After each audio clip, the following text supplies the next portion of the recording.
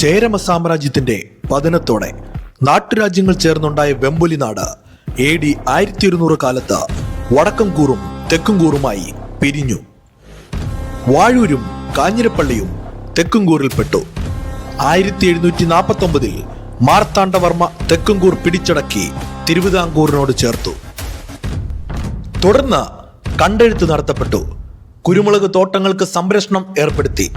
തൊട്ടടുത്തുള്ള പാലായായിരുന്നു കുരുമുളകിന്റെ പ്രധാന വിപണന കേന്ദ്രം. 1300 കാലത്തോടെ നിലയ്ക്കൽ, പുതുപ്പള്ളി, പാല, പൂഞ്ഞാർ, മണർകാട്, വൈക്കം, കല്ലൂപ്പാറ, തുമ്മമൺ, കായംകുളം എന്നിവിടങ്ങളിൽ നിന്ന് ക്രിസ്ത്യാനികൾ വാഴാൻ പറ്റിയ ഊരു നോക്കി വാഴൂരിലെത്തി കുടിൽ കെട്ടി പാർപ്പായി.